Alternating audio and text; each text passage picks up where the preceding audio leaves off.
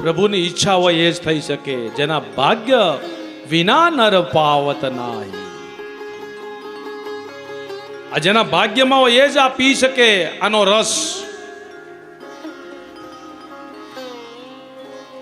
બધી તમે તૈયારી કરો ને, સવારે વહેલા ઉઠો કે આજે ભગવાનની પૂજા કરવી છે, આજે મારે ભાગવત કથા શ્રવણ કરવા જવું છે. પણ જેના ભાગ્યમાં ન હોય એ શ્રવણ કરી શકે. ગમે તે વચ્ચે કાંઈ ને કાંઈ બાધા આવી જાય, જવા દે નહીં. જાવું હોય પણ જઈ શકાય નહીં. માટે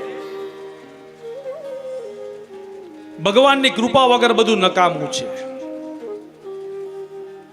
મન એવમ મનુષ્યાનમ કારણમ બંધ મોક્ષયો. ભાગવતથી મુક્તિ છે. શું છે બીજું કારણ? મુક્તિ અને બંધનનું કારણ આપણું મન છે. સાંભળો છો ને? આપણું મન હોય તો માંડવે જવાય, એવું કહેવત છે ને. આપણા ગઢિયા પહેલા કહેતા હતા. શું કહેતા હતા? મન હોય તો માંડવે જવાય. મહાભારતની અંદર યુદ્ધના સમયે અર્જુન મનથી હારી ગયો. શેનથી હારી ગયો?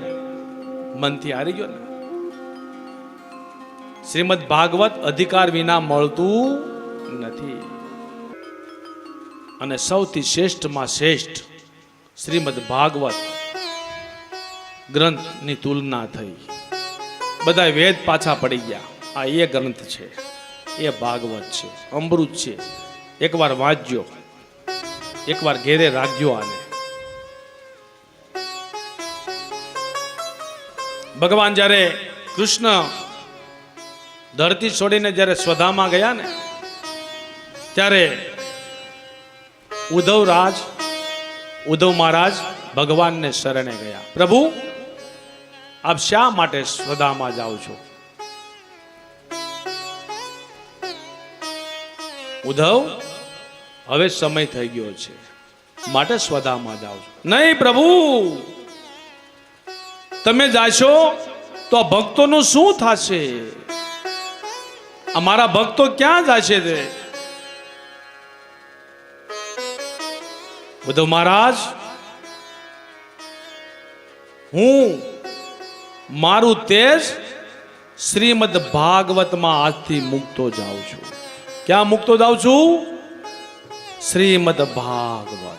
આ શ્રીમદ ભાગવત નથી.